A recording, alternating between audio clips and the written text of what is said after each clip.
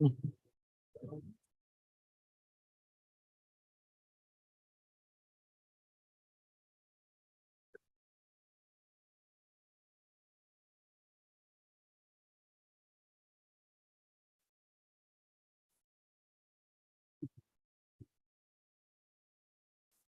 the meeting order. I'll do roll call. Hayden. Here. Sherry. Here. Ty. Here. Ben. Here. Joe Vernon absent, please. Everyone, please join me in the pledge of allegiance. Allegiance to the flag of the United States of America and to the republic for which it stands, one nation, under God, indivisible, with liberty and justice for all. Call to the public. Public comment will be allowed at the mayor's discretion.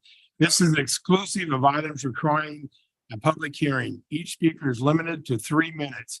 As a reminder to the public and the city council members alike, the city council and staff will not engage in a dialogue or debate with any speaker pertaining to any comments made. Members of the public wishing to speak must keep their comments germane or relevant to the specific agenda item before the council. Please wait to be recognized by the mayor. Remember to state your name and address for the record. If you're online and would like to participate, please type your name in the chat and wait to be recognized before unmuting and speaking. Is there anyone here that would like to speak on any of the items on the agenda tonight? Yes, sir.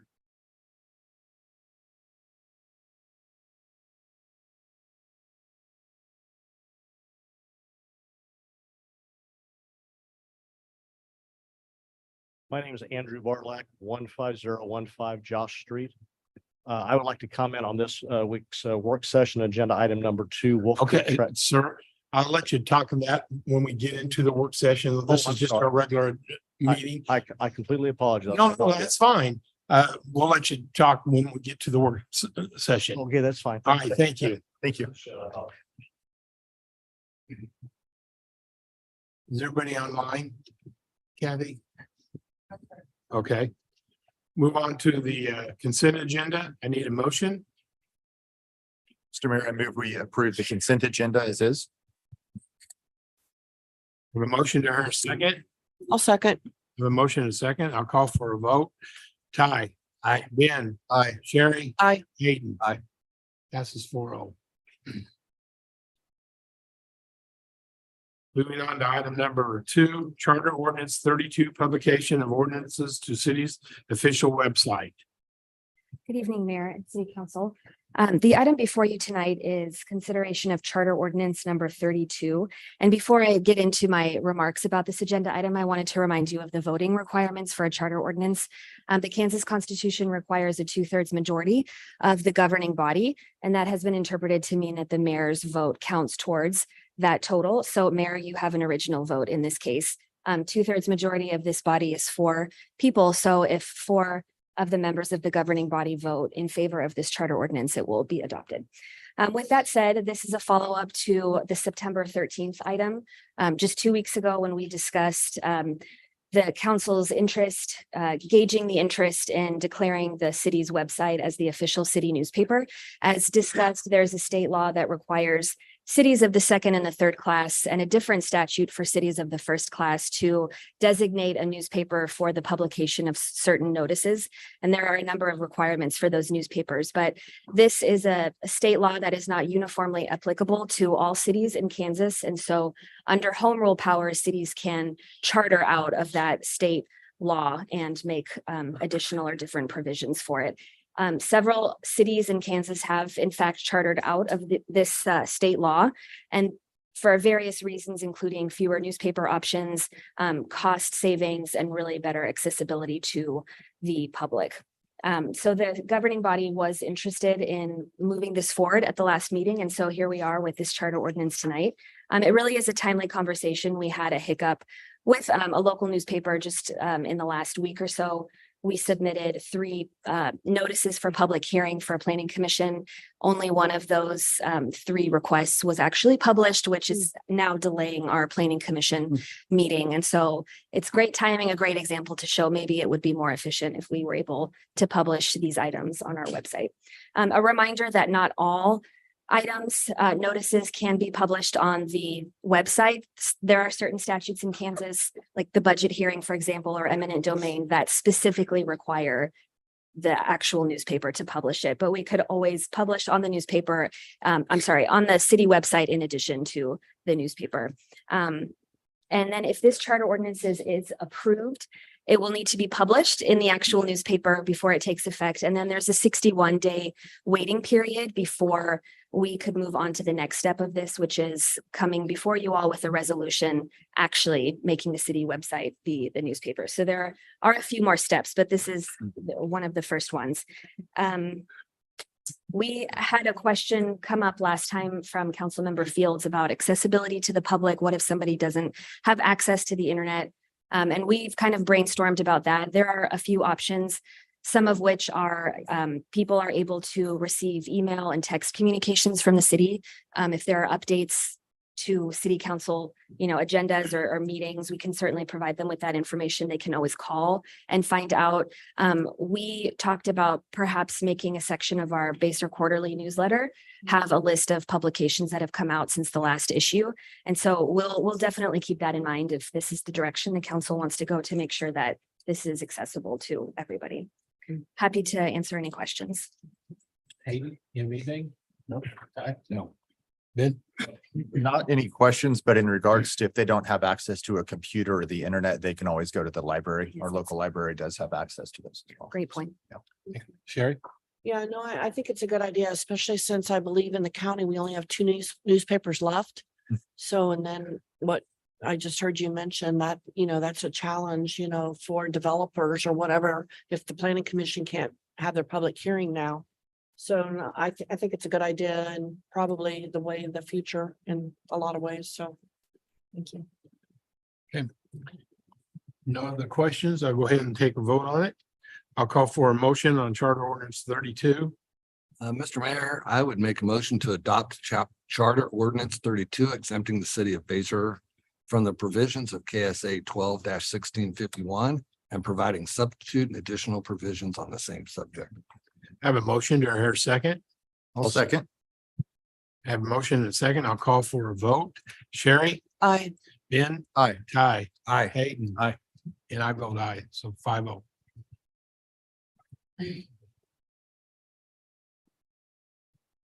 Moving on to item number 3, Board of Zoning Appeals appointment, Steve Foss.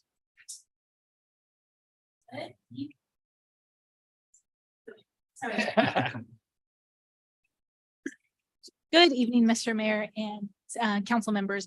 Yes, this is just a reappointment. I shouldn't say just a reappointment. This is a reappointment of Mr. Steve Foss. He has served on the Board of Zoning Appeals for several years now. His term is set to expire on October 31st. He has expressed a desire to remain on the Board of Zoning Appeals.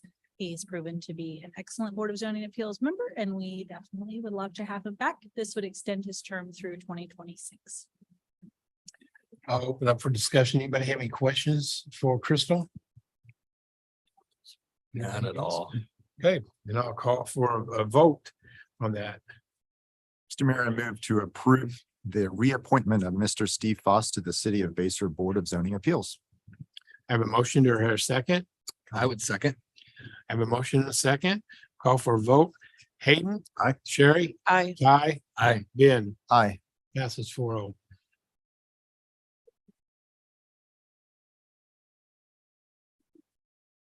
Item number 4, City Administrator and Staff Reports. Chief? Thank you, Mr. Mayor, City Council. It has been a busy month. We are finishing up, believe it or not, 2023 budget item. And nearing the end of this year, as amazing as that sounds. Working with staff on some issues that continue to pop up their ugly head, and I think we have some resolutions for that. I hope you have a photograph of the new patrol cars for you all to see next month. We did get an officer hired, so he started Monday. Other than that, it is ever forward. Awesome. Yeah, great. Thank you very much. Gene? Good evening, Mayor, Council. Brief update on the 2302 lift station. All the clearing and grubbing's been taken care of. All the temporary fencing that was included in the easement acquisitions has been installed. All erosion control measures have been put in place. We've got 2 submittals left to review out of about 20. The structures for the actual vault should go in production the first week of October. So that is moving right along. Also working on RFP for curbs and sidewalks for the 2023 year. The guys been out doing some asphalt patching, getting ready to start crack sealing and working with staff on multiple other projects. Thank you, sir. Thanks, Gene. Crystal?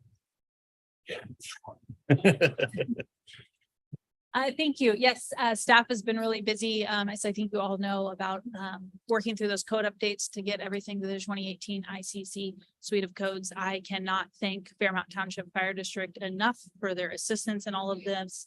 GBA also, they've just all been really, really tremendous. Those meetings are weekly. They are 2 hours. They are very technical. They are very deep, and all of them have just been phenomenal. And Jean as well has just been so helpful to me.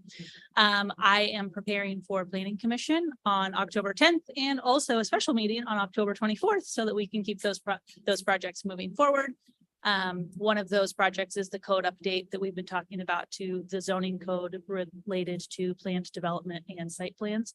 I think that's really going to clear things up and really make things much smoother as far as getting things through the development process. Other than that, just business as usual. Thank you. Thank you, Crystal. Thank you, gentlemen. We appreciate it, you guys. Kathy? Thank you, Mayor, Council. Just a reminder to anyone in the public and everyone here. Our flu shot clinic will be running tomorrow from 4 to 6. And then we have it again on Friday from noon to 2 p.m. Thank you. Maria? You don't have anything now? Okay, Patty? Just a few things, Mayor. The city is participating in the Scarecrows fundraiser, Parade of Scarecrows with the Basehor Historical Society.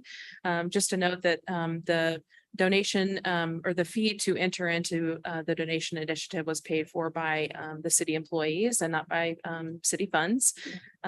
We have Vincent Van Crow, which is right up front. Folks can absolutely vote for Vincent Van Crow. He even has a bandage on his left ear to memorialize the history of that particular person. Then we also have Dumpy Dan, the brush dump man at the Basehor Brush Dump. So we're very excited to participate in that exciting event for the community. We have 2 items that we're working on the school district with throughout the semester. One at Basehor Intermediate School. We'll be going to the Basehor Intermediate School to talk to them about how our city council uses data to make informed decisions to set the priorities of the city, like the citizen satisfaction survey. And the kiddos will actually be coming and presenting the first week of November. So that'll be fun. And then secondly, we're working with the high school students. 2 of them have an interest in local government about the importance of the city of Basehor having a legislative policy platform, saying which legislative policies and initiatives the city of Basehor supports. So we're really excited to work with those students on that effort. And then lastly, Leslie and I will be attending the International City and County Management Conference in Austin. And we're excited to go and promote Basehor and then also bring back some valuable information for the community. That's all I have. Thank you very much. Leslie, do you have anything? I don't at this time. Thank you, though, Mayor. All right, thank you. Okay, moving on to item number 5, council members report. Sherry, I'll start with you. Okay. On the 14th of September, I went to Basehor Linwood High School, and LCDC had their meeting there. There was about 45 individuals that came, a number of elected officials from the area, and the Innovation Academy did a presentation. It was absolutely amazing, stunning, bright young people, and they're doing a lot of drone work for LCDC. And I thought that was really interesting. It was great to hear about the program and to see the students. And then on the 20th, I won't steal a lot of the mayor's thunder, but I went and spent the day for the mayor's golf tournament out at Falcon Lakes. And what a beautiful day. I mean, the weather was just spot on perfect. We even had a flyover. So Fort Leavenworth must have been thinking of us that day, because as we drove around in the golf carts talking to golfers, I kind of chuckled. I said, Kansas City Chiefs, I got nothing on the mayor's golf tournament. We can get our own flyover. So, but it was a great day. And so it's been a good 2 weeks. Thank you. Ben? No updates. Thank you. No updates now. Thank you. Hayden? Yeah, I'll echo, had a good time golfing with my dad at the tournament. It was a beautiful day, perfect for it. And then also had an interesting meeting that Senator Tyson spoke at. So thanks again to Sherry for bringing that to our attention. And, you know, our one of our county commissioners was there as well. And I think that's going to be a good partner in figuring out what this legislative priorities look like and trying to get some taxes lowered for our citizens. Thank you. Moving on to the mayor's report. Like Sherry said, the golf tournament turned out fantastic. I want to thank the staff, everyone that was here was there working that day. I had tons of people come up to me and say it's one of the best golf tournaments that has ever been ran.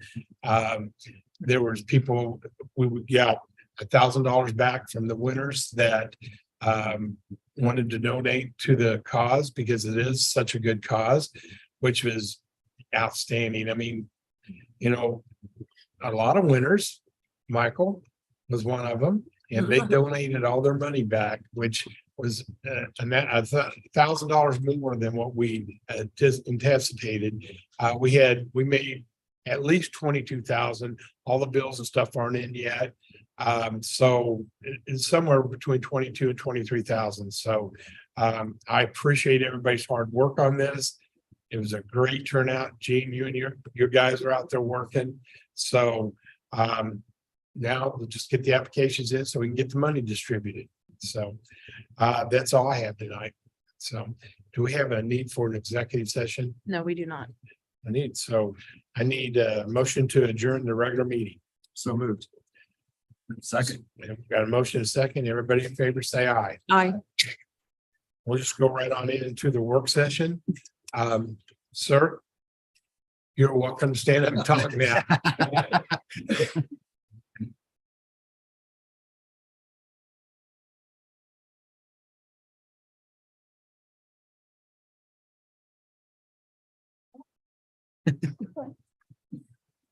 It's our new church bell. It's quite an entrance. It's quite an entrance. Fortunately, I usually hear that music at a funeral, so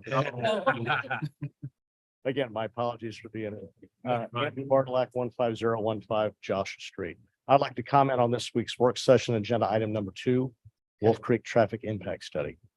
I understand after reviewing the study submitted online that the intended focus of the traffic study is on the intersection of 155th Street and Wolf Creek Parkway and future development of Wolf Creek Parkway.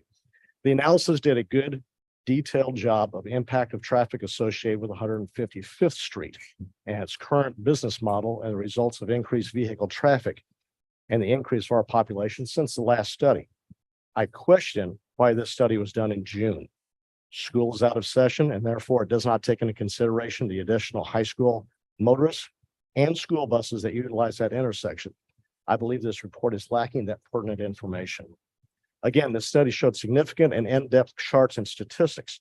However, and although it was mentioned briefly in the analysis, I feel the study omitted a direct and impactful impactful traffic situation that not only I, but numerous others and the Basehor citizens have brought to the attention of the mayor and to this city council. And I believe it needs to be a part of the traffic impact study.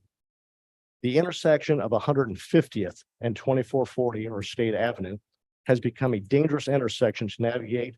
And with the increased residential traffic, the closing of parallel parkway at K7 Highway, and the development of Wolf Creek Parkway, this intersection needs to be added to this study. I live relatively close to this intersection and rarely do 10 or even 15 days go by without the wails of sirens from first responders and ambulances rushing to the scene of yet another vehicle accident at that intersection. Like many of my neighbors, I was nearly the victim of the repercussions of the accident just 2 weeks ago. With no turn lanes, limited sight distance, increase in traffic because of the closing of Parallel Parkway, and according to this study, the future increase of traffic for Wolf Creek Parkway, the recipe is set for disaster. In the study under 7.1 conclusion, points number 2 and 3 states that the city's staff proposed development of Wolf Creek Parkway will have, and I quote, a significant impact to the study area roadwork network, end of quote. Without this traffic study taken into consideration, all of the tributaries associated with Wolf Creek Parkway, and recognizing the immediate future of the impact of 150th Street and its main connector, 2440 Highway, then I feel that this traffic impact study is incomplete, misguided, and unable to clearly define the future impact of traffic and potential traffic dangers associated with the continued and proposed development of the Wolf Creek Parkway, impacting the livelihood and lives of myself, my family, and my neighbors. Mayor and council members, thank you for your time. I appreciate it. Yes, sir. Do you realize that it's through KDOT though, that we have nothing to do with the state avenue? I completely understand that, and I didn't feel this was the right thing to say. What can we do, or what can you do, or anybody in the city do to get the attention of the state to saying this is a growing potential danger every day? And we totally understand that, sir. And we have been in contact with them and in contact with them all the time. We think it's a dangerous intersection too. So we're trying our best to do that. I just want to let you know that is KDOT. And if we could change it today, I'm sure that everybody up here in this council would love to try to do that. But our hands are tied with KDOT at this point in time. I'm afraid it's going to take, unfortunately, a loss of life to get our attention. Absolutely. Now, that's because We agree with you on that. Well, I appreciate it. Again, thank you for your time. Thank you. Thank you.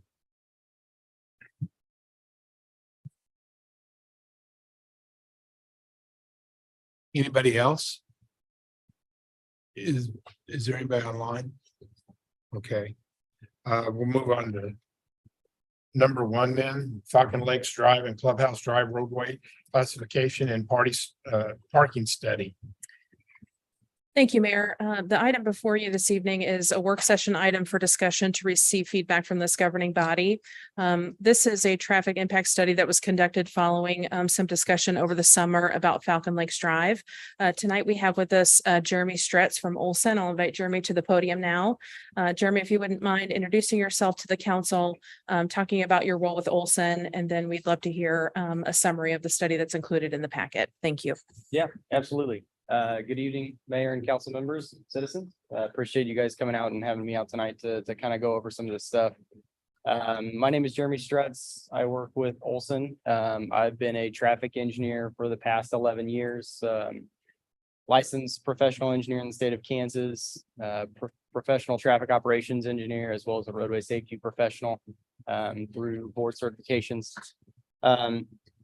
Really, the summary of this was kind of brought on by the city asking us some questions to take a look at conditions along Falcon Lakes, particularly along 2 of the main streets providing access through that residential development, including Falcon Lakes Drive and then Clubhouse Drive were kind of the main focuses, but we did look at the broader area, kind of did a field review, took inventory of existing signs, parking conditions, speed limits, roadway widths, etc., and summarized what we saw. Based on kind of the conditions that we saw, there were 2 main pieces that kind of jumped out to us. One of them was sidewalks and crossings. Obviously, this is a big safety issue.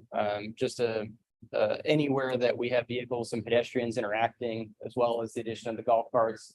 And I think that the city has made strides by installing some of those golf cart crossing signs to raise awareness of where those are at, particularly on Falcon Lakes Drive and Clubhouse Drive as those crossings come up. But we did notice that there's a few things that could be addressed by the installation of pavement markings One of the other findings that we saw while we were out there was Gene and the city provided some speed data at a couple of key locations along the corridor. Based on the speed data, it looks like 85th percentile speed. So the speed that 85% of the vehicles traveling on the roadway are traveling at or below was about 5 miles an hour over the posted speed limits, meaning that vehicles are driving faster than what the desirable conditions are for these roadways. And so one solution that was proposed was to really provide a little bit more delineation on the roadway. A lot of times when you get road lanes that are not striped or felt to be a little bit wider than what is really comfortable, I guess, to go a certain speed. So one thing we recommended was potentially adding some lane striping to the roadway network to kind of guide drivers where they should be in the lanes and reduce the roadway width feel. The other piece that was kind of seen was parking along Falcon Lakes driveway, Falcon Lakes Drive, south of the driving range there. As shown in the pictures, there is parking restrictions around that crosswalk. But you can see some parked vehicles still provide it, make it a little bit difficult to see vehicles and golf carts coming out of that crossing to get across Falcon Lakes Drive. So one thing we propose is actually delineating a little bit more strongly where parking is allowed through that area and narrowing up the roadway network to be a 2-lane facility through that stretch, but much narrower lanes. The existing cross section appears to be sufficient to accommodate this. I think existing roadways are somewhere in the vicinity of 30 to 32 foot wide there. So we could provide some parking lanes and designations as such. But also when we provide some of those parking lanes, it offers an opportunity to shorten the pedestrian crosswalk distance. So if we can bring those curb lines out, bring the sight lines out for pedestrians, make it a little bit safer for users crossing the roadway there. Those are kind of the highlights of the study from what we found.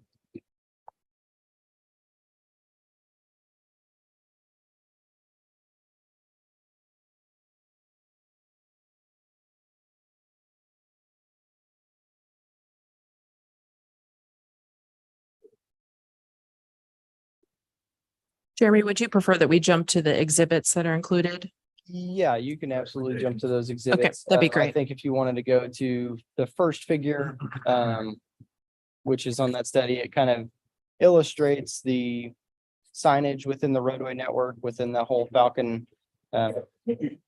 Lakes area. So bound by Hollingsworth Road to the north, Donahue to the south, K7 to the east, and 147 to the west. You can see that there's a lot of signs that were inventoried out here, but the main takeaways are, there's key crossings that are highlighted, showing where the existing golf cart crosswalks are. And then the next figure 2, depicts the existing signing conditions that were observed out there.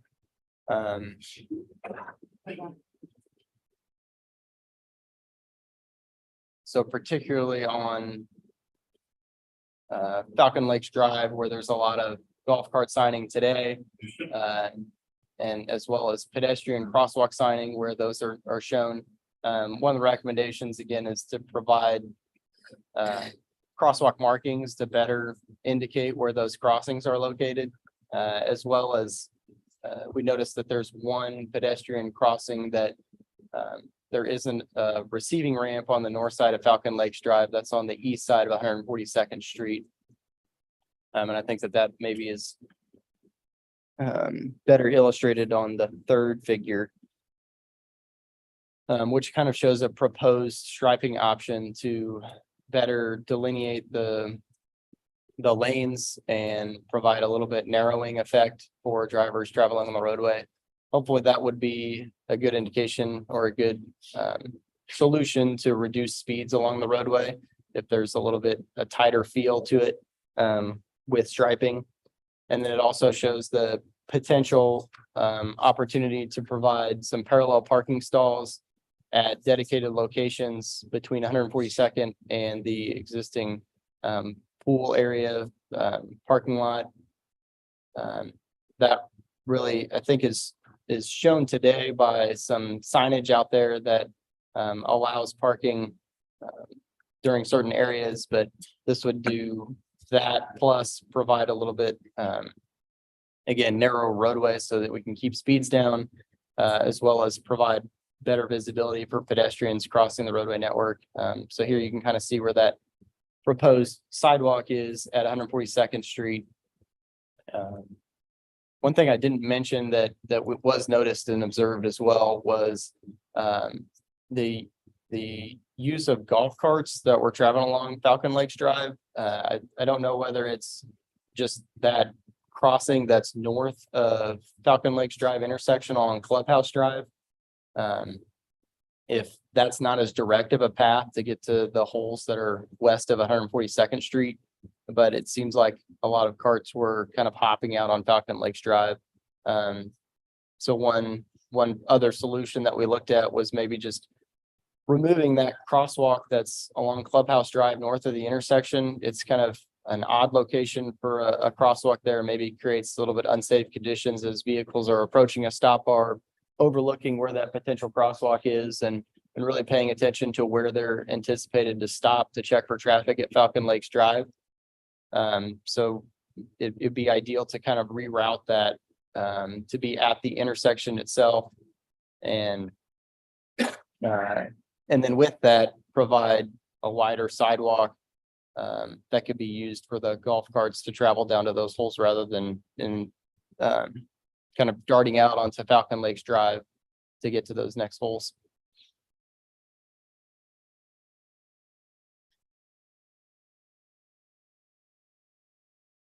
Yeah, and then the bottom piece is really just continuing that striping out towards the east, towards K7. I would mention for the public, the areas in green, I learned a new word this week, are called bulb outs. And that's actually curbs. So the curb would be pushed out that direction to actually narrow the roads up and help slow people down. So that's not lines being drawn, that's actually curb being added. Yeah, no, thanks. When you striped for the crosswalks, so specifically where golf carts go across, right now there's stop signs for the golf carts, but not for cars, obviously, right? Yep. So with the crosswalks going in, would this mean that cars would need to yield to the golf carts? Like who would have the right of way there in that situation? Because I think historically, people within this neighborhood are used to golf carts making a stop there as they're coming and going. But with there being striping there now, does that change anything by law or, Yeah, as a pedestrian within a crosswalk, are they the one that should have the right of way at that point? I don't think that the signing or the striping changes anything there. Okay. I still think it's a good idea to stop the carts. Otherwise, drivers that are proceeding on the route don't have adequate time to react to potential locations. I mean, there might be locations where they're coming around a corner or just sight distance isn't quite applicable for a vehicle or cart to be traveling at full speed and not yield to the vehicles on the roadway. It wouldn't be a safe condition because they wouldn't have enough time to react to that situation. So I'd still I anticipate. agree with you. I just wanted to make sure because as I say, we'll need to make that, if that's a change, I'd Yep. need to make that abundantly clear with this HOA because obviously for the history of this, they've always had it one way. In regards to just north on Clubhouse Drive, where it's kind of green there, that goes from the parking lot over to the driving range. Were you saying something about what is that green portion of that? Yeah, I think under ideal case, that crosswalk would be relocated down at the intersection. Due to its location, it's offset from the intersection in such a way that vehicles approaching the intersection, it's very easy to overrun that intersection, that crossing really. I think we've seen a lot of instances in prior experience, I guess, where you would indicate where a crosswalk's offset from the intersection a short distance, that the vehicles are mostly focused on the next perceived location where they're going to be stopping at, which is typically the stop bar, or in this case, the intersection with Falcon Lakes Drive. And so they may more easily overrun that crosswalk location there. So what that's used for is when they have tournaments or anything else, that's what gets golfers over to the driving range. You know, obviously the driving range is used so people will park parallel right there along Falcon Lakes Drive. But if there's tournaments or somebody's going to golf, they'll take those golf carts from the parking lot, and that's the direction that they go over to the driving range. So that would definitely be a change for the golf course, and something we probably want to discuss with Marty ahead of time. Yeah, and I think that the proposed change would really just be to reroute them along that sidewalk or the path that's to the east southeast corner of the parking lot, down across the intersection, and then back north to access that strip that gets into the driving range. Gene, how wide is like just a normal road? It depends. I mean, this out front's 36 foot, 3 lane. Your residential streets are 24 foot and 24-inch curves, so they make them 28 foot. Back to curve, back to curve. So if that's like 32 foot, do we take out 10 foot for parallel parking? I think the parking lanes like this could typically be 8 foot. Okay, so that's still fairly leave us typical at for that. 24 and 12 foot each direction. Your standard lanes 10 to 11 foot wide. Okay, that's all I was trying to ask. There's still adequate space with the parking. I have had a lot of complaints about not only, so first and foremost, I like what you did with this. I like how you've moved, because a lot of the traffic that happens is right where those 3 stalls are on the east side of maybe the cart path that goes there. And the other thing is we get a lot of cars pulling in and backing out, which causes issues. Instead of them just going up into that little parking lot and turning around, they pull in and back out. And funny enough, and coincidentally enough, as we discussed this, I almost got in a wreck coming here right at the 142nd, because as I was coming down, somebody pulled in there and I just thought they were turning right into 142nd, and they stop and they back up almost right into me to turn back around. So, and the individual that lives at that corner, he says if they don't do that, if they don't stop and turn back as that, they'll do a U-turn, or they will pull into his driveway and back up as well. And he says it happens all day, every day. So I don't know how we as city staff need to address that if there's no U-turn signs or however you do that. But just know that that's an additional concern that's happening on both of those 2 different locations. Yeah.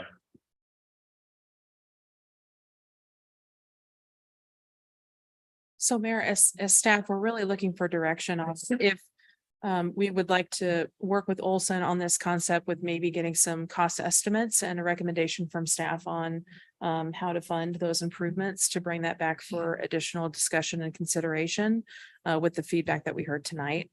So we're really just looking for direction and feedback. Yeah, I think the next step would be, let's just, what are we talking expense wise? Let's get some scope on this and see what we're really talking about. Yeah, and I think we need to make sure that the owner is aware of this for feedback. Coordinate with Marty. Yeah, and I don't know if the HOA has been watching to know about this, in case they have any comments. Yeah, and with the parking stalls, coordination on potential parking lot that was discussed at one point as well. We can do that. I think he's still on track for that. Obviously, I think the initial was that he needed to sell some lots first, but then once that happens, as far as I've heard since then, that he's still on path to build that parking lot. Right, but just thinking that could change some of these. Oh, sure. plans. For sure. Yeah, good point. Good point. Yeah. So that's how much you need. Yes, so we'll follow up on those items that we discussed. We'll work with Jeremy from Olson on some cost estimates. We'll bring back our findings to the next available meeting and get additional feedback and discussion. Okay. Okay, Good. thank you. Will the estimate include? I just now realized I didn't catch this till you mentioned it.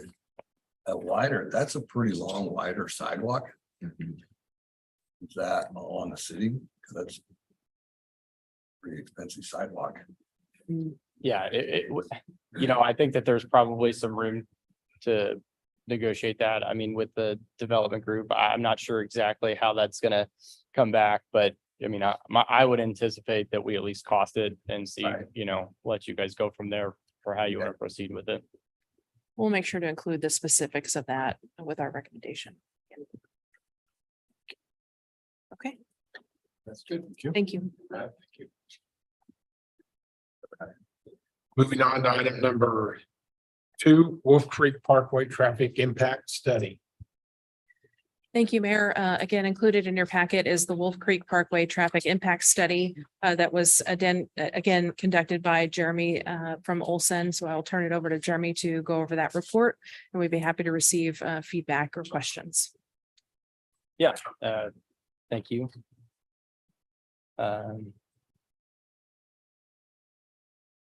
Is there a certain I page? think maybe just moving to figure 1 would be pretty good for a little bit, and then we can kind of walk through the remainder of it.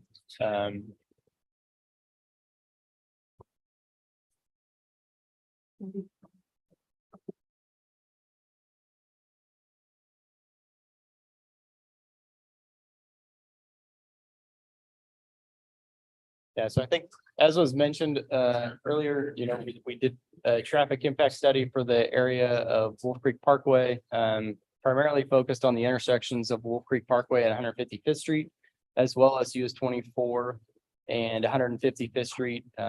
The Wolf Creek Parkway obviously spans between 158th Street and 150th Street. I think as was noted previously by the citizen that the US 24 and 150th Street wasn't a steady intersection at this time. As the mayor mentioned, that intersection is KDOT, and I think that's an important distinction here that the previous study recommendations for that intersections probably still hold true with KDOT, and I think that they have information to go off of with what that intersection should ultimately look like. It's just a matter of trying to get them to pursue that. So hopefully that can be addressed at some point in the future, like mentioned, but our goal was to review existing conditions and future conditions of these 2 intersections specifically to determine if the existing geometrics would still hold true and accommodate future growth through this area that's projected. So what we did was we looked at existing conditions, we looked at crashes at those 2 study intersections. We got some crash data from the police department here, compared those to some statewide averages of similar facilities, looked at capacity of intersections. So looking at a lot of ways that we look at capacity of intersections, we look at vehicle delay. So in terms of how long are you waiting at an intersection, those are equated to letter grade levels of service. So an A being very little delay, you're able to move through that intersection with little delay associated with kind of carrying through that. 2, level service F, which is a failing letter grade, which means there's a lot of capacity issues and density, high density of vehicles moving through that area. But delay isn't the only component we look at. We look at the anticipated queuing of vehicles. So what is the 95th percentile queue is a lot of times what's shown in a lot of these figures, meaning the length of vehicles that are stacked at the intersection waiting to make a movement. That's got a 5% probability of being exceeded during the peak hour window that we're reviewing. So kind of going through the data, we did take traffic counts in June this past year. The existing conditions show that I think that's what's shown here is the existing volumes for a typical morning, afternoon, and Saturday peak period within an hour's worth of vehicle movements at the intersections. So you can see US 24 and 155th Street, as well as Wolf Creek Parkway. First number is representative of the AM peak. The second one in parentheses is the PM peak, and then the one in brackets is the Saturday peak volume. Moving through that, some of the pieces that we're looking at to evaluate operations and whether geometrics or other control measures are needed. We're looking at city requirements as well as KDOT requirements and best practices in terms of, is a turn lane going to be needed, or the manual on uniform traffic control devices for whether warrants for signalization are met based on the peak hour data that we're projecting. So the existing lane configuration and traffic control is kind of shown on this figure, which shows the geometric conditions as well as the storage lengths of each of those lanes that are auxiliary lanes. And then if you kind of move to the next couple of pages, reviewing the crash data at the two intersections, based on 2018 to 2022, the latest 5 years of information, don't show that there's any significant or crash rate that's higher than the statewide average of similar facilities. So we didn't investigate that a whole lot deeper. Obviously, any crashes are undesirable at these locations, but sometimes those things just happen. So, but no crash rates that were higher than what typical facilities of similar type showed. Same thing with segment crash rates along US 24 as well as 155th Street. So moving to existing capacity analysis. So how's the roadway operating today? That would be depicted on figure 4, a couple of pages beyond this. The signalized intersection of US 24 155th Street is operating at level service B. So very relatively low delay for all movements. You can see certain individual movements may be operating at a little bit lower level of service. Typically, a acceptable threshold for a level of service is level service D. Anything below level service D, we usually try to investigate that a little bit further and determine whether those capacity constraints are causing issues that would show up in either crash patterns or large queue lengths at particular locations. So the signalized intersection, all of those movements are operating at level service D or better. Likewise, at Wolf Creek Parkway and 155th Street, all of the individual movements were shown to operate at acceptable letter grades level of service. So based on developments out there today, we didn't see a significant need for any improvements. Moving on to the second portion of the study, we estimated the number of trips associated with projected land uses of the surrounding area. So we looked at the existing land uses along Wolf Creek Parkway, as well as some applicants that have proposed to develop, and then the prior studies information that was contained in that to determine some typical land uses of average. We called this an average density scenario. So we looked at potential development in two ways: an average density as well as a high density growth scenario where we're using a little bit higher generator land use codes. An example, this would be like a sit down restaurant where you would go and be, sat at a seat by a waiter or waitress, versus a high turnover fast food restaurant where you're going to get more trips within that same hour window of time.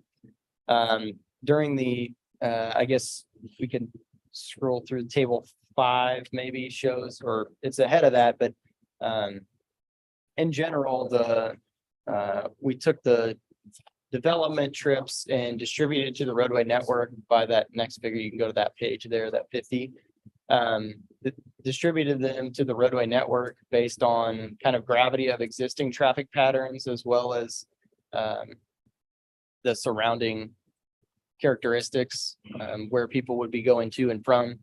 And then we looked at the capacity again, based on those trips being distributed to the roadway network to get an idea of what operations would look like under this average density development condition.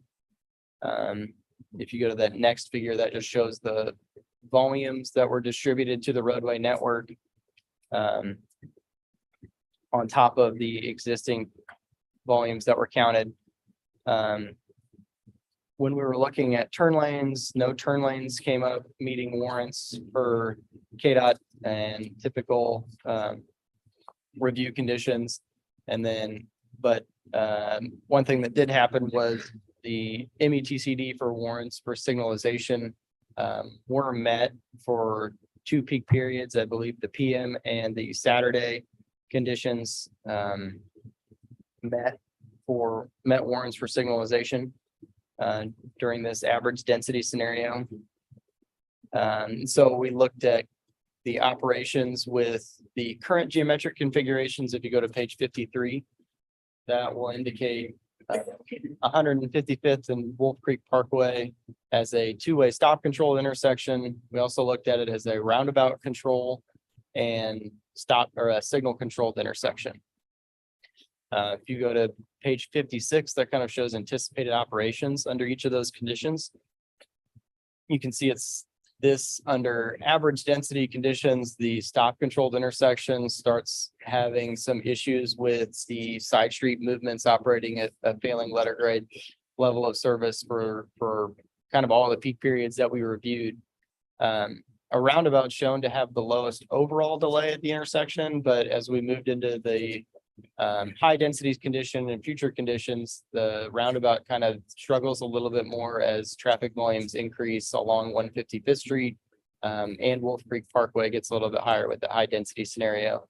The signal is shown to operate at level service B at 155th and Wolf Creek Parkway with queue lengths that are contained within the available storage bays or within the distance between a US 24. Typically that spacing of intersections is a little bit tighter than what would typically be considered a good range of spacing. You like to see those at a quarter mile to half mile or in KDOT's case, mile distance between signals. I think that just based on the conditions of this roadway and providing access, signals seem to be an appropriate solution here.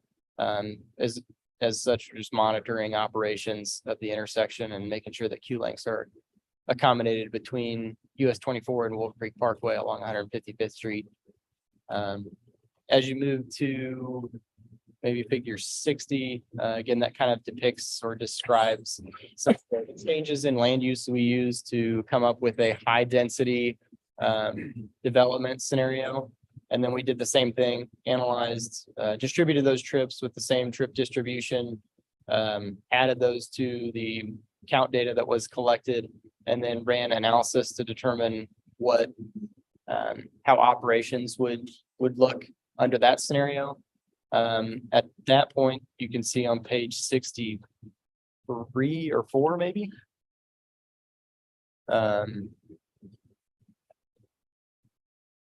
That the, sorry, 66, maybe 7, there you go. That roundabout, we didn't really even look at the 2-way stop condition that it's currently shown as, but we did compare a roundabout to a signalized intersection, and a roundabout starts to experience some failing letter grades during the PM peak period, particularly where there's a lot of volumes traveling on 155th Street and vehicles trying to get out of Wolf Creek Parkway on that east leg. So the traffic signal is shown to operate with acceptable levels of service at all movements, and queue lengths are still kind of contained within the available storage. The high density scenario was kind of close to providing meeting warrants for a westbound right turn lane at Wolf Creek Parkway on 155th Street, but it was just during 1 PM peak condition. So we didn't find that a particularly strong warrant or need for a right turn lane there. And I think the ultimate review recommendations that we made based on average and high density scenarios was to provide for a traffic signal ultimate condition at that intersection. The last case that we looked at was background future growth. So growth of the existing traffic within the roadway network that's out there today, on top of the potential development scenarios that we looked at. In this case, we looked at the high density trip generation numbers with that future growth of a 2% growth rate of vehicles on US 24 and 2% growth on 155th Street. I think this is consistent with some of the other information that we found, and probably a little bit conservative, considering that some of the growth, background growth, could be attributed to these development scenarios that we're looking at surrounding this intersection. Based on that scenario, if you kind of scroll down a little bit further in the study, or maybe, yeah, figure 16, that's the lane configuration. So again, just for keeping things consistent, we looked at roundabout versus signal controls. If you go to that figure 73, that shows anticipated future year operations with those growth, background growth considered with the high density scenario. Again, you can see the signalized intersections at 155th and Wolf Creek, as well as US 24 and 155th are shown to operate pretty well. At US 24, you start to get a little bit of degradation in the PM peak period. Primarily, I think it's the left turn movements and some of the side street movements on the southbound direction that are contributing to a lot of that. But that was kind of our summary there.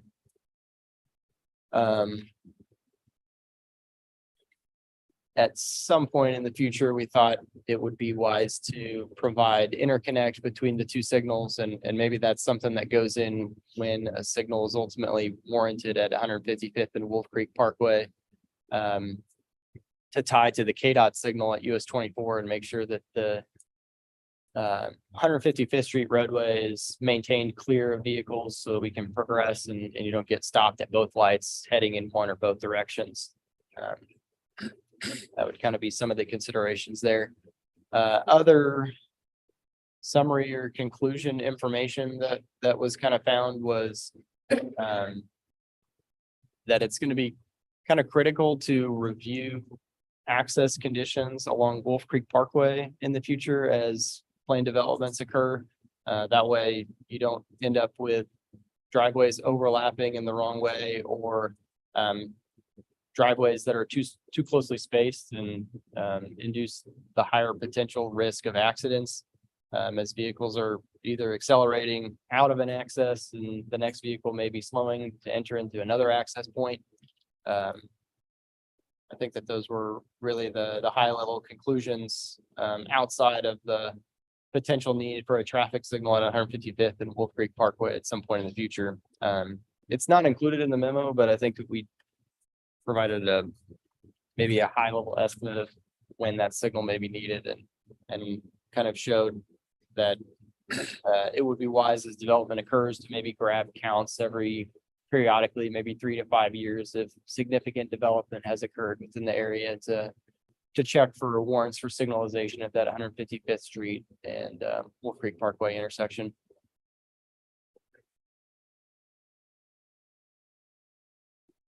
Anybody have any questions?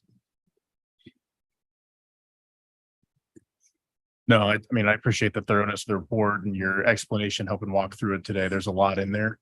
And so I think the key takeaway at the end, no immediate action, but make sure that we're staying on top of those counts, because as development occurs in that area, we may be looking at a light sooner than later. No, I'm good. It's a nice report. I agree. Thank you. Thank you. No questions. Appreciate it. Sherry? Yeah, I've got a few things.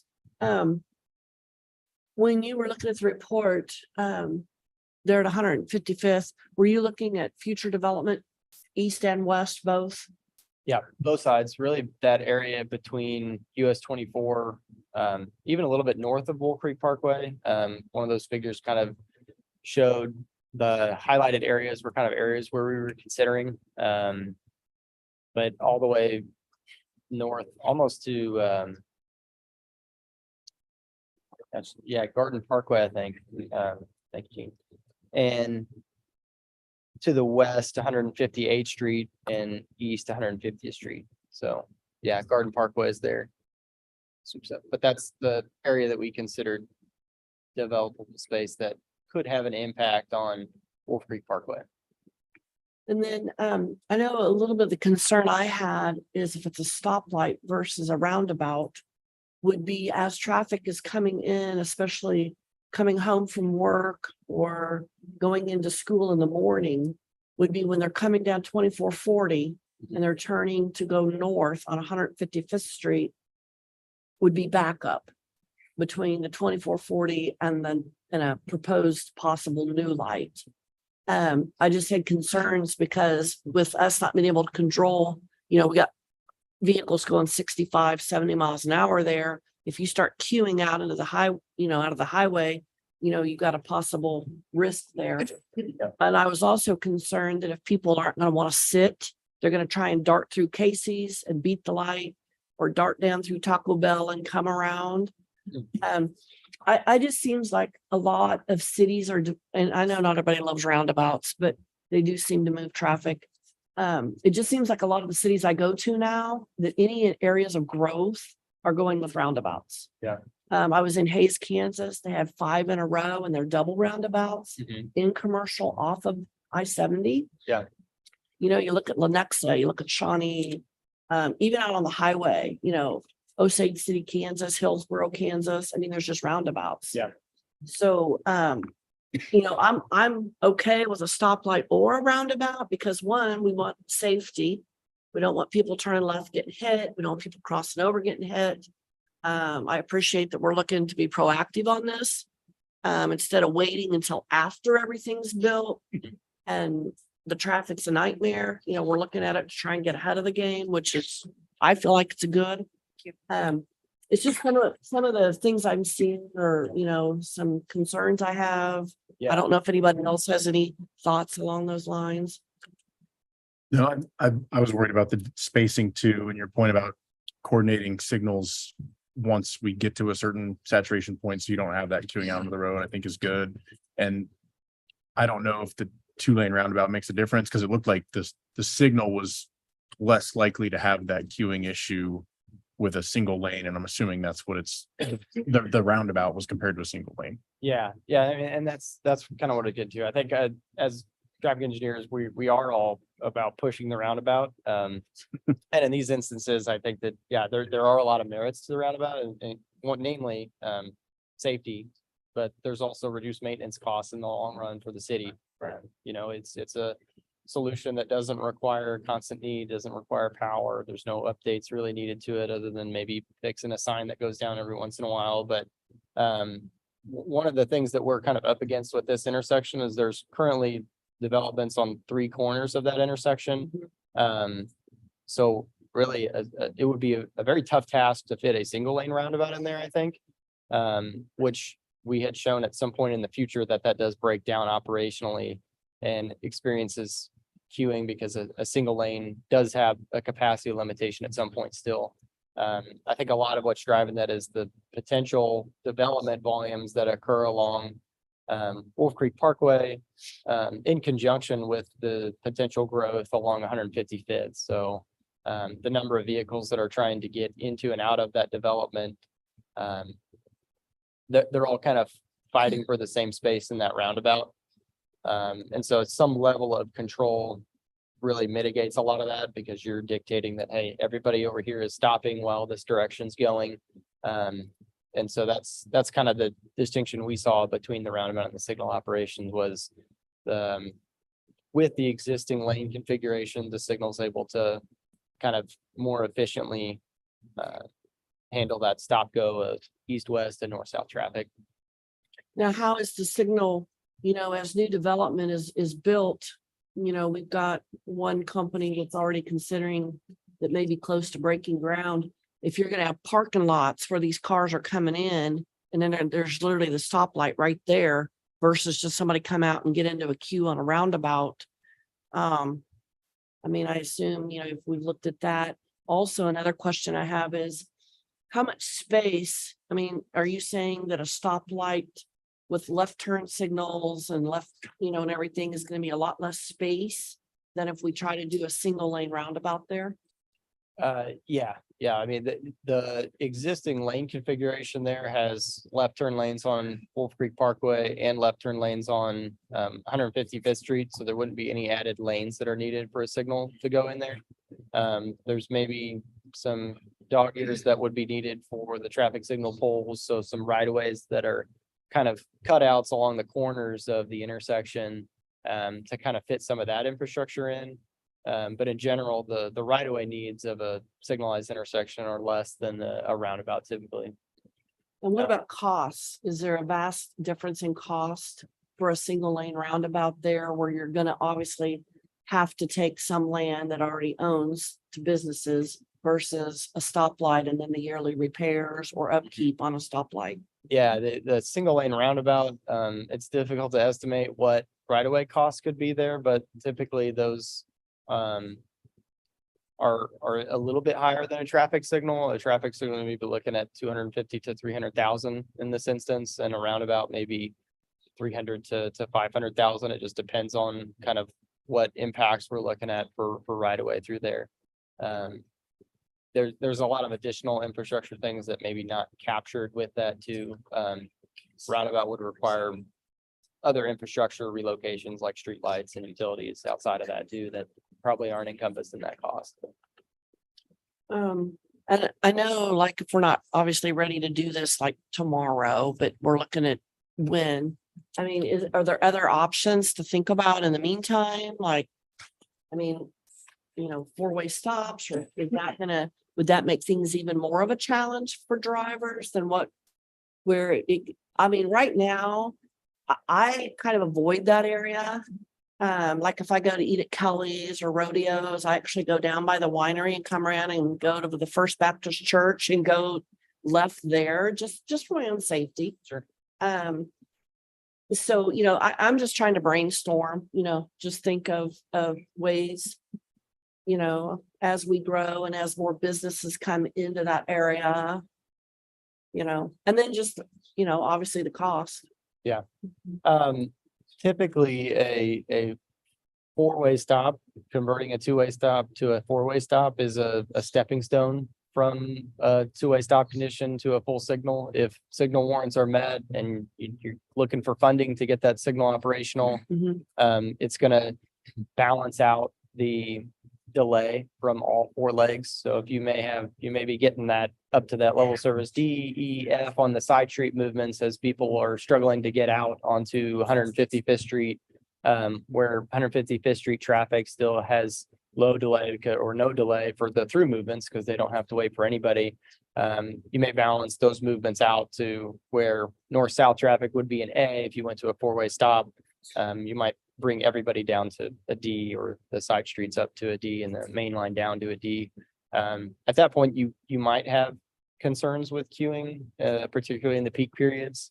But it could be used as a stepping stone. Okay.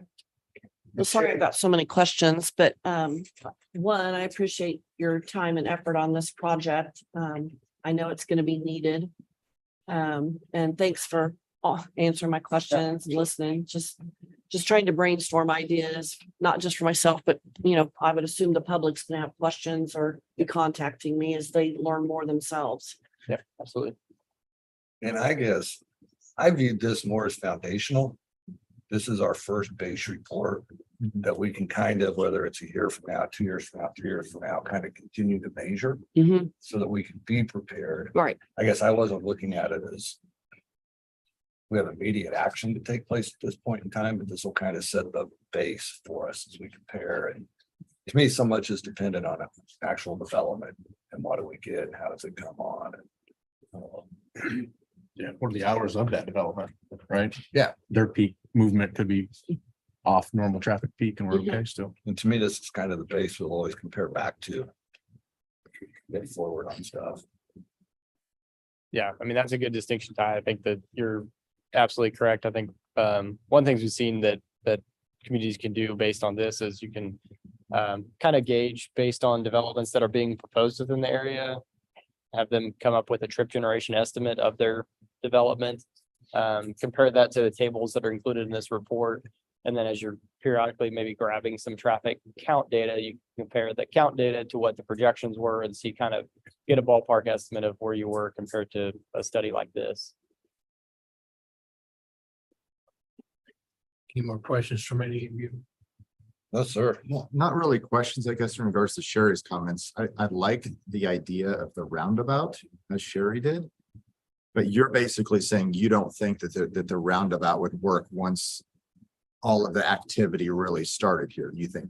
So would a double roundabout, would the double lane roundabout, would that just be absolutely out of question? Is that just simply too big?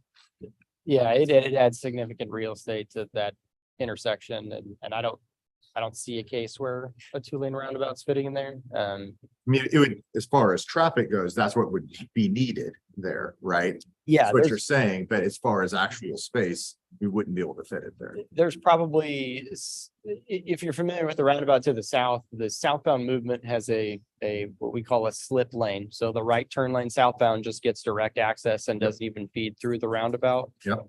This intersection would probably be a good candidate for something like that, either for the northbound movement or maybe one of the side street movements, maybe westbound, since that's the location where we saw the need for a westbound right turn lane based on typical warrants for a turn lane. In those cases, you can see that they add even more real estate because you've got to separate them from the roundabout. So I think that was really what made the roundabout fall out a little bit, is because we were considering, well, there's just the right of way impacts just gonna be too large with something like that, given the proximity of current development up on the intersection. So And I think Sherry brings up a valid concern of if there was a light there, the backup that could come south to State Avenue there could inevitably be worse. I think that was one of the pieces that was looked at, was queuing in the report. And under future conditions, if you kind of have those two signals working in concert, the southbound queue length does approach Wolf Creek Parkway in the future. But the northbound queue length is about 150 feet away from 24. That's in 2040 conditions with high density development, so fairly far on the conservative end, I would think. In our meeting the other day, Gene, were you not saying that we could try to get with KDOT and time the two together, but if we do that, we're responsible for the one on 2442, right? Did I understand that right? Yes, they would more likely want you to get that city. Oh, Yeah, so that'd be something we not sure we want to take over either. So, yeah, because that'd just be more maintenance. absolutely. So, Thank you. Yep. Appreciate Okay, you. yeah. very much. That's- Everything on that. Thanks. Obviously, I've been looking into things. I appreciate it very much. So, Well, we appreciate the feedback, and as we continue to receive development applications in this corridor, yeah, we'll use this report and any subsequent reports that might be warranted. okay, yeah. Thank you. Sir, did you have anything you wanted to add before you leave? No, I appreciate that. Thank you for coming. Appreciate that. So, moving on to item number 3, Land Bank Special Assessment. Thank you, Mayor. As you all know, the land bank was established by this governing body in 2021. And since that time, it has acquired several properties. Special assessments were placed on those properties by the city, but they are not required to be paid until those properties are sold or otherwise conveyed. And so staff has drafted ordinance 891, which is not here for a vote this evening. It's just for your information on a work session. But this ordinance essentially defers payment of those assessments because those assessments are not required under state law to be paid at this time. So it's really kind of for clarity for the county to not send foreclosure notices potentially to the land bank on those properties. And so later on, when the properties are sold or otherwise conveyed, the special assessments could be handled or, dealt with at that time. But if there is interest in this, staff will return this to the regular meeting at the next city council meeting for an actual vote. Happy to answer questions. Anybody have any questions for Maria on that? No, I don't see any reason why we wouldn't do this. Is the future payment an option for TIF funds? Could those be used to make those payments? The assessments? I'm not sure. I Okay. can definitely follow up. That's fine. And I mean, it's not critical. I agree. I think it makes sense to do either way. Just curious if that was another benefit of deferring it. But I'm open to it and I don't, is there any reason this couldn't be on consent agenda? I think it could. I'd agree with that. I'm good. Consensus for that, maybe. No more questions. We'll go on to item number 4, discussion of property tax relief, local ad valorem tax reduction fund, also known as LAVTRF. Thank you, Mayor. Since the governing body passed resolution 2023-31 that outlines support of funding the local ad valorem tax reduction fund, and just for members of the community that are present that may not understand what that fund is, it was a fund that was created to provide property tax relief by way of rebating a portion of the state's portion of the sales tax directly to cities and counties in order to reduce their mill rate. That has been unfunded since the early 2000s and certainly has been gaining a lot of attention around that particular item to provide property tax relief for local residents. This governing body took the position of number 1, voicing support for the local ad valorem tax reduction fund, and number 2, dedicating 100% of any of those funds received to property tax relief. As a proactive measure, city staff emailed all state representatives and all state senators the resolution voicing that it is very important to this governing body that property tax relief be provided to our residents. And as a result of that, we have had several conversations subsequently with some of our not local elected officials, state elected officials rather, at the state level. And some of that information we'd like to kind of have a discussion with you all tonight about some additional information that we've learned and maybe some alternatives to provide property tax relief. We were very fortunate to have a meeting with Representative Johnson, Senator Gossage, Senator Tyson, and Terry Lewis Mashburn, the Register of Deeds, regarding the local ad valorem tax reduction fund. And we learned some additional information that we didn't have during the budget cycle. First is the governor did put a cap on the local ad valorem tax reduction fund of about $54 million. We were unaware of that cap and doing our data research. We reached out to the revisor's office at the state to get an estimate of, these were our original estimates had the cap not been in place. And since there is a cap in place, if this were to be funded, what would that mean for Basehor residents?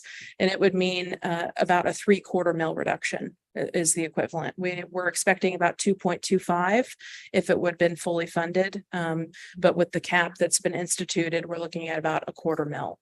And so during discussions with the legislators, some ideas have been brought to light, and we wanted to get feedback from this governing body about maybe putting support behind that initiative. And that is from Senator Tyson of removing entirely the 1.5 mils for the state of Kansas from property taxes across the entire state, which would provide immediate property tax relief to every property owner in the entire state by not even collecting that money in the first place and just removing it entirely from the property tax statement. Leslie and I have discussed this with several of our legislators and done research ourselves, and we feel like this is something that the city of Basehor could take a position of support on, and we would do this very similar resolution like we did with LAVTRF with this particular initiative. In addition to that, we're working with the students to create a City of Basehor's legislative priority list.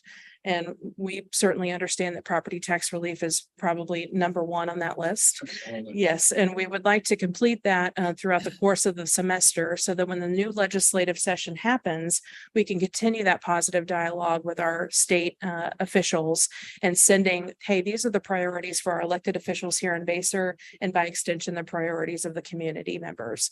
We really feel like that's a really nice way to engage with the officials at the state level. And certainly another item on that list for consideration would be whether or not this governing body wants to support the proposed 4% cap on property tax valuations. So those are just some items that we'll be discussing later on. But tonight, we'd really like feedback about this removal of the 1.5 mils from the property tax statements and whether or not you'd like staff to draft a resolution of support for that initiative. I would like to say that the proposal, or at least preliminary proposal that we've been told by the senators that we've been speaking to, would include the provision of removing local ad valorem tax reduction fund completely. So it would be removal of the 1.5 mils from property tax statements from all properties in the entire state of Kansas, in lieu of getting rid of the local ad valorem tax reduction fund. In light of the cap that's been instituted, Leslie and I have reviewed this, and we really feel like this would be a great win to remove that 1.5 mils, and by extension, lowering everybody's property tax rate by 1.5 mils. It's not one of those things where they would have to pay us and then we'd have to rebate back and those sorts of things. It would be immediate property tax relief, and those tax dollars would not even have to leave somebody's pocket. It would stay in their budget and not even go to either the city or the county. So we'd really like to receive your feedback on those items. I'll start by just saying absolutely, I'm for that. I think it'd be great for all the citizens here in Basehor and everything. I mean, and you're stopping a lot of payroll and everything by just stopping it right up front instead of having to go back and forth with each other. So I'll open up to discussion. Anybody else wants to say anything? You absolutely have my support. So you're basically saying if we could remove the 1.5 mils and if we were effective in getting the LAVTR removed as well, that's an additional 3/4 mils on top of the 1.5. By removing, I mean, they would eliminate that completely. So that would not be an option for us. So Okay. the state is essentially saying we take that local ad valorem tax reduction fund off the books at the state. And in exchange of that, they're willing to propose removing the 1.5 mils. So that it would be for city of Basehor residents and also across the entire state, it would be a property tax reduction of 1.5 mils, which is about 2 times the amount that we would receive if LAVTRF was funded and the cap was still instituted. Gotcha. Yeah, You still have my support. thank you. Thank you. Did they feel there was like partisan support from this? I mean, it's one thing to get it introduced into legislation. It's another thing to get it passed. Yes. So we had discussed about some language of the support of the resolution saying something to the effect of, we support the 1.5 mil reduction if it's passed. And if it's not passed, we will continue to support the local ad valorem tax reduction fund. Yeah. Good. So is this something that would be similar, like the 4% cap? I mean, I know there's already been one vote. When they come back, vote again, and then that would go to the citizens to vote on. Correct. Would this situation that you're also talking about, would that end up coming to the citizens to vote, or would that just be taken care of in Topeka? It would be taken care of in Topeka. That's not a constitutional amendment. Okay. So it would be just a vote of the 2 bodies in Topeka. And, we received a lot of feedback I was honestly very shocked, the amount of feedback that we received from our state officials. I was expecting little to no response, and I think we heard from over 30 legislators. Some good feedback, some not so good feedback, but engagement nonetheless. And so we really want to keep that going and just say to the state, hey, we want to work together to fix the issue and provide property tax relief for our residents. Yeah. Yeah, I think this came up at the meeting we were at. Senator Tyson was speaking, and between the governor, I think originally is who removed it from the budget Correct. 20 years ago, and then now there's a cap in place, and Correct. they have continued to, this legislatures continue to exempt themselves. Correct. From a cleanliness standpoint, if we can get the 1.5 removed, I think that's worth it. That's harder for them to add back from a political pressure standpoint as well. So I think it makes sense. I like the language to say, hey, we want this removed. And if not, here's a consideration. One thing that I think would be good as we're looking at the students helping with our legislative priorities, which I really like. But from a tax relief or burden standpoint, there's already the bill passed for 4% cap on valuations. But if we could just support a cap on valuations, because you could say something that was inflation adjusted or just a smaller percentage than 4% even. I think 4% is a good start, but she was talking about options to either make that lower or tied to some other metric. Sure, that'd be great. That's great feedback. No, I mean, I'm glad, you know, that as a smaller community in Kansas, I mean, we're still looking at this. And I know there's conversations going at the county level and different, you know, different cities within the state of Kansas residents. So, and I also went and heard Senator Tyson speak here in Basehor. And then just recently I heard Senator Gossage speak here in Basehor. So it's great that we've got these individuals coming right here to town to listen to and ask questions. Kind of spend some face time with them. So yeah, I'm willing to support what we can to try and help. I mean, the citizens, myself, try and figure out something here to do on this. So. Great. So with the approval or consensus of council, we'll come back with a draft resolution at the next meeting for your consideration at that time. Thank you. Consensus. Thank you. Moving on to what we're on for, item number 5, adjournment of the work session. Yes, sir. I need a motion. So moved. Second. We got a motion second. Everybody in favor, say aye. Aye. Thank you. Thank you. Thanks, everyone.